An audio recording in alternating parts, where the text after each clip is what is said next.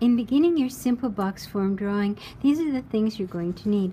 All the information is here on this floor plan and these two elevations, and also on this information sheet. It gives the heights, widths, and depths of everything. And this is where we're going. We're creating a master bedroom. Simple boxes first, of course. We have a built-in cabinetry over here, a wardrobe, and a pendant light fixture, a hanging light fixture. The bed, of course, a large size bed, end tables or bedside tables, headboard and baseboard, window, and this could be either seating, maybe a chaise, or it could also be a cedar chest, something like that for storage, blankets and so on. Now, where to begin? The best place, of course, is at the back of the room and coming forward. But before we do that, we have to make sure we have everything on the grid that we need to be there. The thing to highlight first of all is the eye level. That has to be constantly on our minds, where our eyes are in relation to what it is that we're drawing. If something's below, for example, you're going to see the top of it. If it's above, you're going to see the underside of it.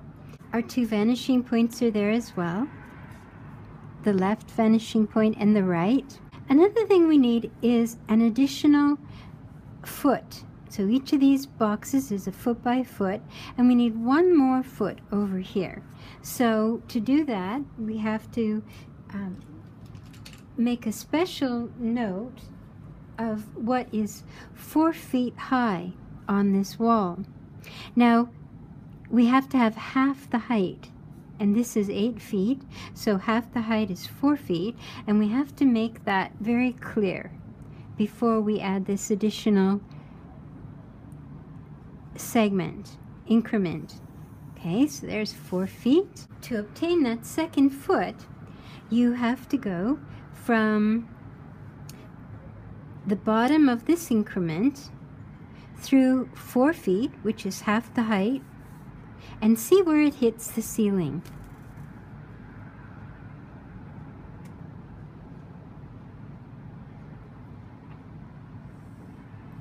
And where it hits the ceiling gives you that next increment. Now, it's best, of course, for you to use your parallel ruler and your set square to do this, to make sure that it's absolutely perfectly straight. But I have to, for the camera, I have to do my best to keep this straight.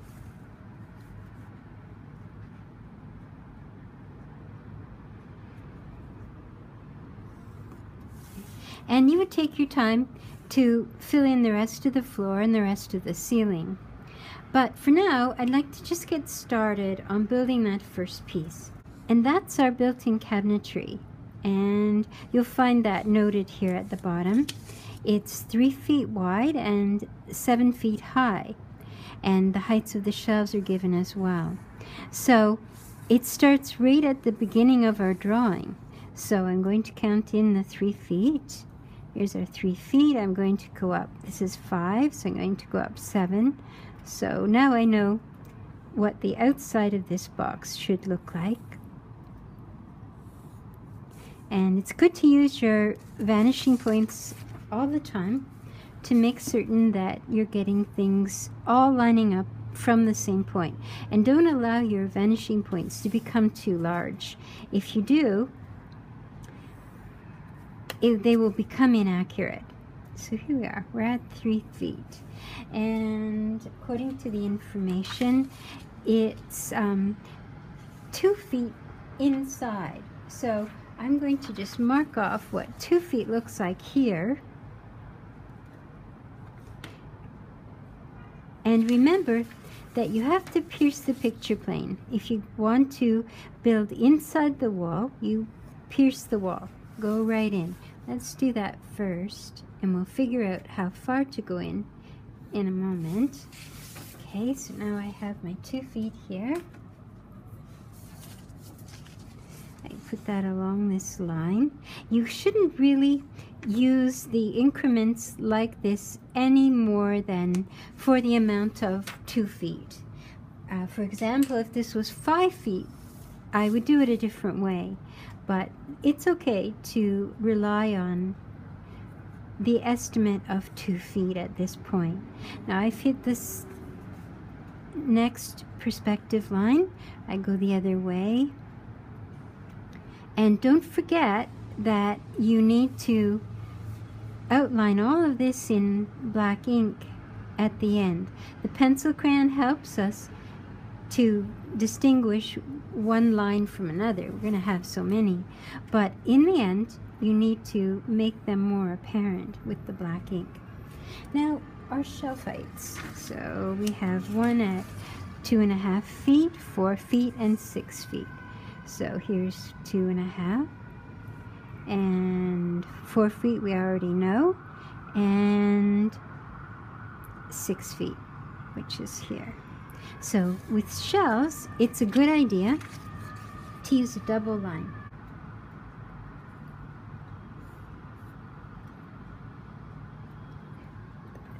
That always helps me to remember what exactly this is, that double line. Now, you'll have to remember to just ignore this 4 feet, unless like this, we needed it. But otherwise, it was just to help us get that extra increment so that we could build in our shelf. Now we have to put in the shelves themselves using our left vanishing point. That's how we built into the wall. And you stop when you get to the thickness or the depth of the shelf. You can't go past that. And the top we have this underside. We've got to put this underside. And then, just as I mentioned earlier, that's why it's important to have that awareness of your eye levels. You're always thinking, is it below eye level? Am I going to see the more of the top? Especially as you get closer and closer to the eye level, because the depth of these shelves is getting shallower and shallower. This one is fairly far away from the eye level, so I'm getting quite a bit of depth here. The next piece is our wardrobe, and it's actually at the back here in this corner. So it's 5 feet wide and 2 feet deep. Its actual placement, though, we need the floor plan for that. So it's 1 foot in, 2 feet deep, and it's okay to just kind of pencil something in here. 2, 3, 4, 5.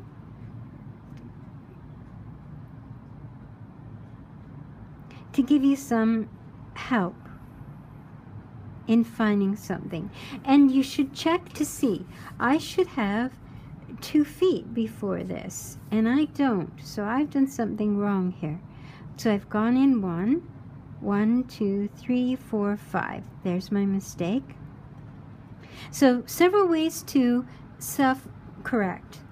You see again how far away from the closest wall. How far away is it to the next piece of furniture or the next element in the room? So that gave me the advantage of finding my mistake quickly. Okay, so we're coming out from the wall now, so it's right against the wall. So this doesn't seem very large at all, and that's because it is so far back in the room. But you might want to stand a figure in front of it, because our figures, remember, are about scale, and there might be mirrors on the front of it, and you might like to have a figure standing in front of it looking in the mirror at what they've just put on, and it might help to keep the figure there, but not too important. So we see now in this elevation, the height, we have to have 2 feet above it. So I'm looking at this first vertical, and I know I've got to stop it here.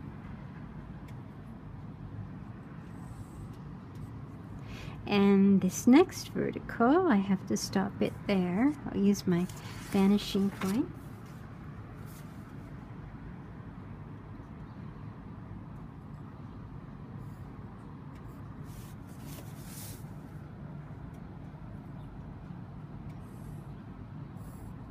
Now, I have to bring it forward, but I don't know what that will look like. So remember, when you're ever stuck, you have to make a vertical usually. That's what's needed so that it will meet up with your next perspective lines. So if I bring this forward, I'm sort of trying to highlight the parts that may not be so obvious. I'm bringing this forward, just the way I did down below. These are the same idea.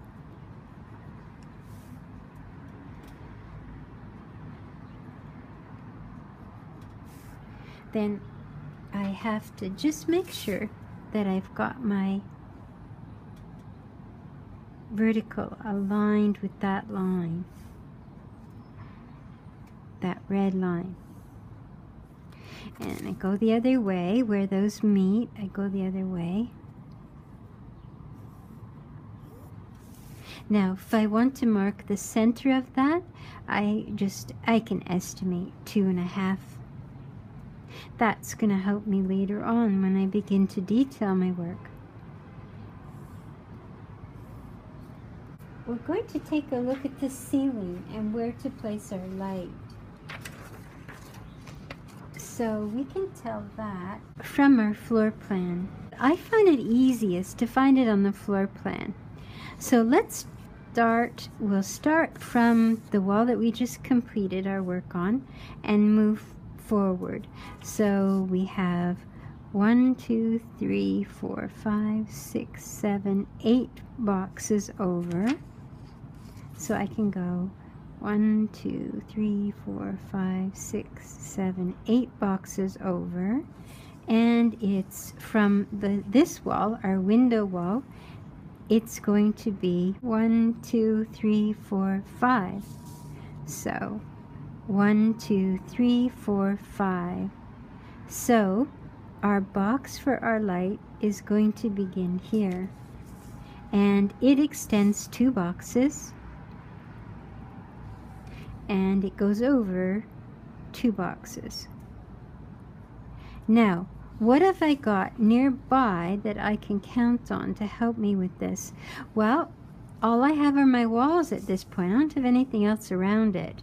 But I could see if I have enough room on the other side for the bed, 2 boxes. So I've got 2 boxes.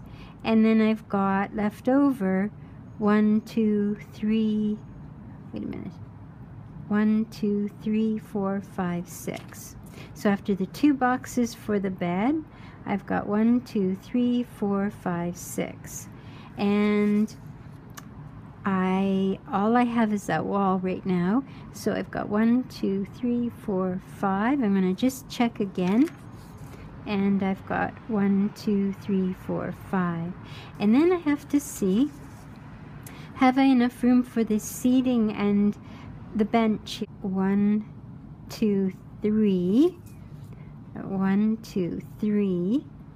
Using my right vanishing point. Always use your vanishing point, because you're relying on a small point to bring you up and bring it over. This is also going to help us when we want to get how far down we want to hang our light. And I can do the same here.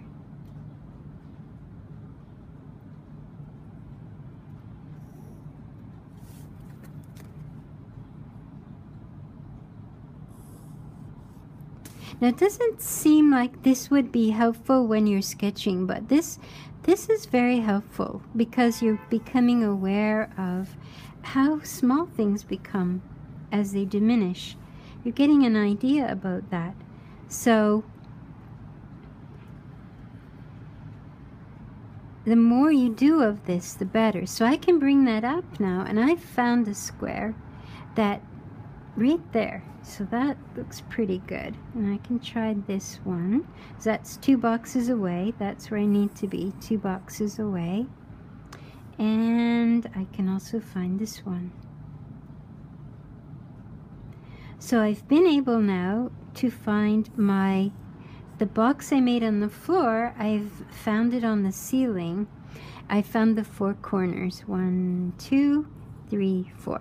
This lined up. That happens sometimes, and that's okay. It's not a problem. If it doesn't, that's not a problem either. It has nothing really to do with that aspect of the grid. What it has to do with is just where that back part ended. So you have to be aware of that sort of thing happening. So now we've got, I want to do this one so I don't make a mistake.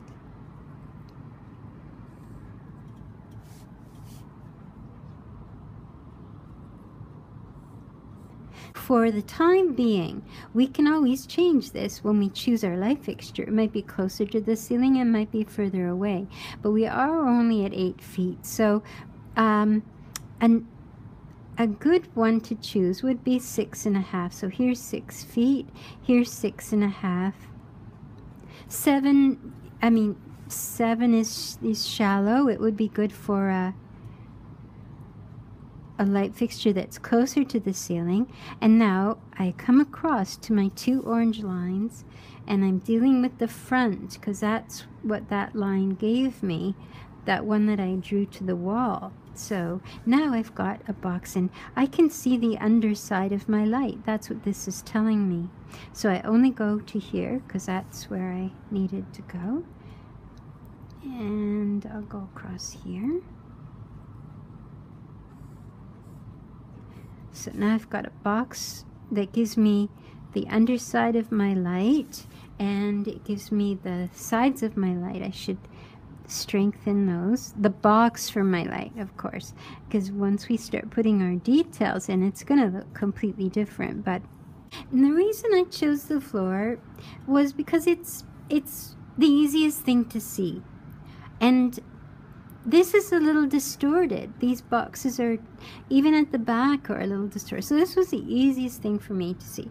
Also, when I go to map my shadows, I now know where the center of my light fixture is, and I can use that to help me project my shadows. The carpet is 10 feet by 11 feet. It's 11 this way and 10 the other way. So let's begin by finding out where it is from the corner of the room. Corner of the room is very helpful. In fact, it might be a good idea to put a line for the corner of the room so you can always look there and orient yourself. Now, the carpet. So we want 3.5 from this wall. So 1, 2, 3.5. And it goes over 10. So 1, 2, 3, 4, 5, 6, 7, 8, 9.5. And let's see. That leaves us a half left over at the end of the drawing. So that seems about right. And we go to 11, and this is 11. So we know that because this was 10 and we added 1. And it might help us in discovering where something else is. That's always the thinking, why you proceed with something at a certain point in the drawing. Now this is going to go off my page, but that's okay. We're going to map out a few things at once here. We're going to start with where that is. So it's a half a box away from the wall. So I can see that. It's a half a box. It's a half a box away from the back wall. So this was a full box. This is a half a box. So I'm going to start 1, 2, 3, 4.5. So there's a whole box between it and there. Okay. and it's a half a box in from the edge. So, and it's 1.5 boxes deep. So I go right to the 1, and it's 1.5 wide. So this was a half. Now I'm going to go 1. So that's approximately where it will be, but I have to check to see that I have enough boxes left over for the bed. So it's 5 boxes wide. So I need 2 boxes before that light line. See how that's being helpful now? There's my light line. And I need 3 boxes on the other side. So 1, 2, 3 boxes on the other side. Okay, so I've got 1, 2, 3, 4, 5.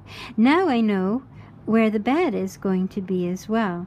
It too is a half a foot from the wall. So when I put this mark in, I'm going to put it a half a foot away. Okay, and it goes like this. Now, I have 2 of those, and I know where the other one is going to go. So it would be better if I were to draw them both at the same time. So I know it's a half a foot. I'm going to put that half foot in, so I know where that is.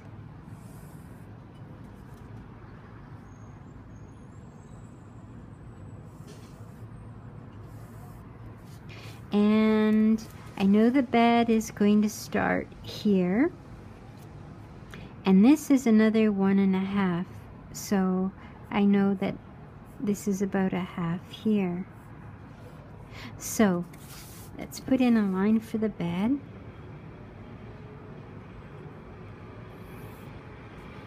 And the 1.5 for my little cabinet here.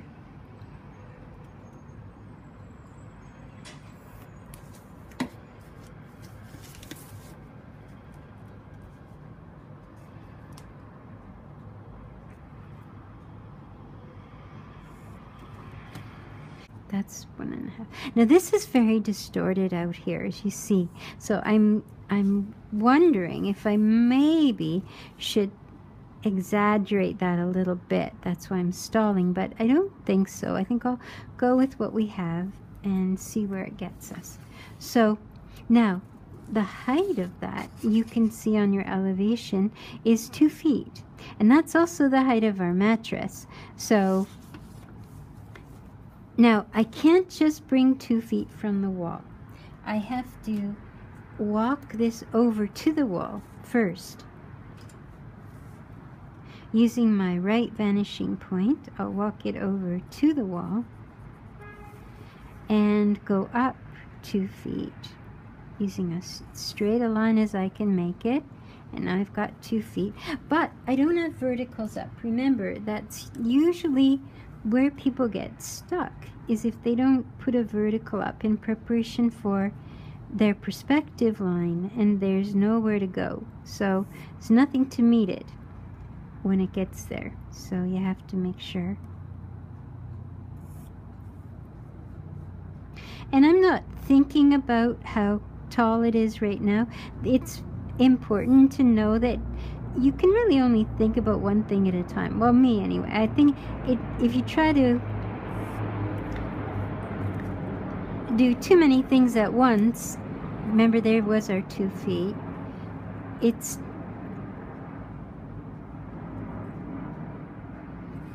so I'm bringing that over. I brought that 2 feet over. Now I use the other vanishing point, so you see that we're just moving from one vanishing point to the other, to the other, to the other, and it's all beginning to take shape now. And it may seem odd that we would, the bed being the focus of the room, not to do that first, but it's important to work from the back of the drawing forward so that all these confusing perspective lines will make a little more sense as you go along, rather than putting what's important in first, we're moving from the back to the front. And I'm putting up my corners here. And now I can use this height. They're the same height, so I just bring this across. And this table, we may not even see it. It gets tucked away behind the bed, but you might see a lamp that you put on it, and it's what gives the room some authenticity. These little glimpses of things makes it look more real than just isolating everything with no overlapping.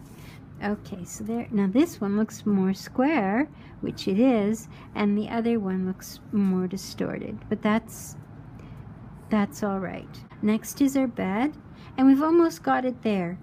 We've got it 1, 2, 3, 4, 5 feet wide, and don't worry, the light is not meant to be hanging directly in the center. It's more the center of the room than it is the center of the bed, so don't worry about that. And it's 7 feet long, but there's a half a foot for our headboard. So that half a foot that we had left over here, we're going to make use of that as our headboard.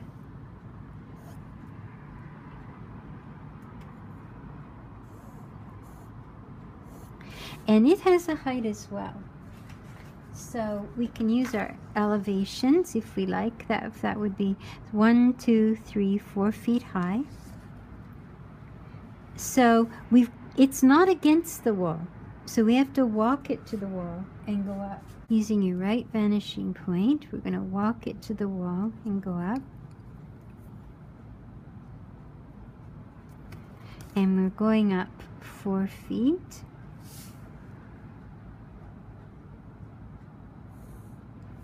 And you bring that across.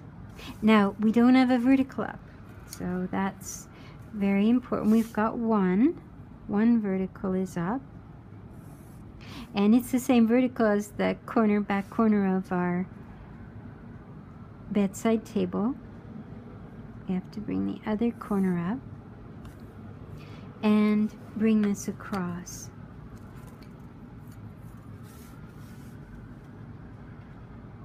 Now, if it's helpful for you to make more sense of this by shading some things in, you can do that the way that we've always been doing it. But you have to be a little careful. There's a little more overlapping here than we had in our little room, our little one-point perspective room. So maybe hold off on coloring anything in until you really, really have to, and in order to make sense of it. Don't erase any of your lines though. We've got to keep those. They're valuable. So here, remember, was the corner of our cabinet, which we had on the other side. Remember that a large part of why we go to all this trouble is symmetry, that what we've done on one side, we do exactly the same on the other. That's what gives it professional look. That's what gives it a convincing look in space. Now we can start with our 7 feet. 1, 2, 3, 4, 5, 6, 7. There's our 7. This is the width of our bed, remember, that we had. So now it's just a matter of using our 2 vanishing points.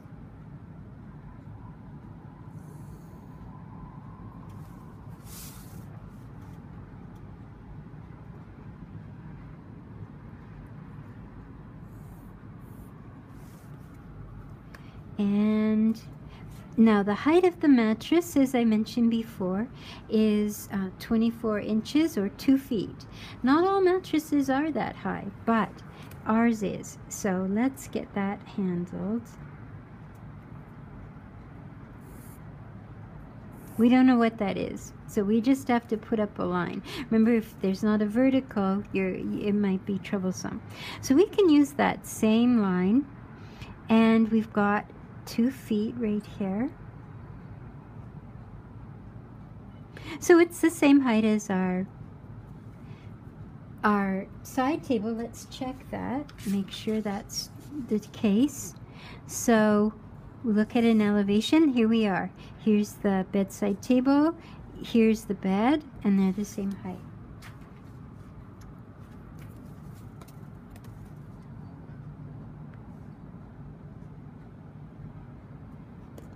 And the mattress starts here.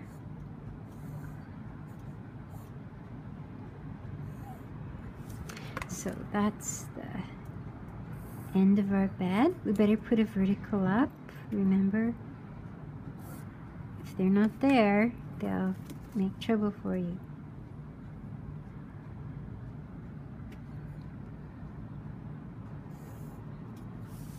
And the other way. Now I've got to make sure I've got the right line. So it is a constant back and forth, a constant checking, a constant back and forth.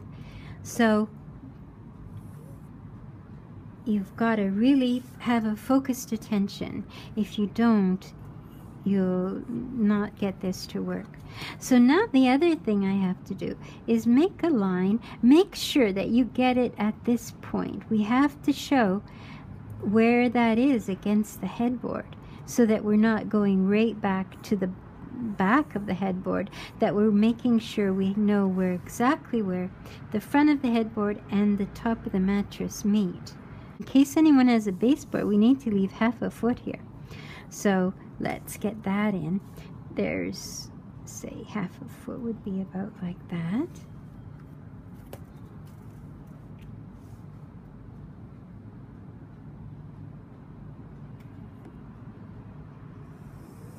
Now, I should have extended this before I did that.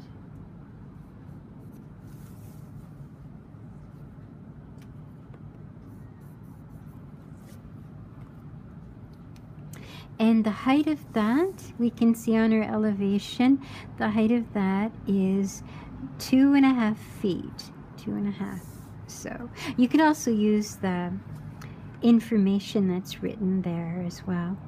So this is 2 feet and 2.5. We can use that same line we had before, but we have to have verticals. If we don't have verticals, we'll be just guessing. So let's go back, and we have 2.5 feet. So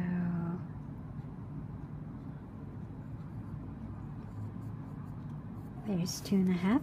Now this seems rather thick for our bed, but once you start carving away at it, depending on what type of a headboard, a baseboard it is, whether it's carved wood or it's upholstered, you'll maybe need this much thickness, and it's the same thickness as we have at the back, which is really quite startling when you think about it, that they're the same. Okay, so that's it. It's 2.5 feet. There's the height of the top of the bed. Here's the height of this. So we can start now to put in our bench at the end, or cedar chest, or chaise, could be anything. And it's probably not going to be as wide as the bed. It'll probably be more like 4 feet or 4.5 feet, but we're going to put it in. Remember always that when we put these things in, these simple boxes, what we're doing is just putting in something to give us a start and to give us symmetry.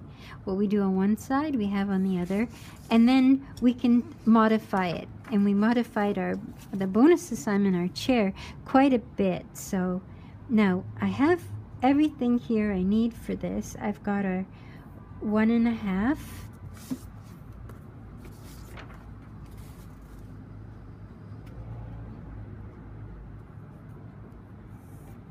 And it's also, if we look at our measurements, it's only 1.5 feet tall. So if you have a back to this. You'll have to add more height to the back, but the seat of it, this is only the seat of it, is at 1.5 feet. So I'm going to go back this way this time and use 1.5 from here. So it goes all the way back to the wall, and I've got 1.5. I don't have verticals, so I've got to put them up.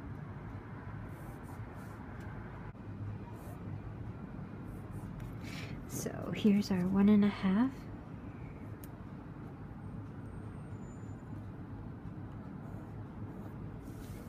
Okay, and I use my other vanishing point. We don't have verticals here. This may be out of the camera range, but I'm putting in the corner that's closest to me here.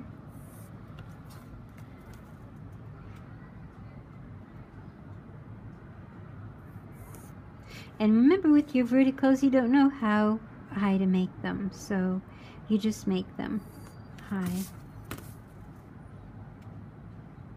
And I'm bringing this height along.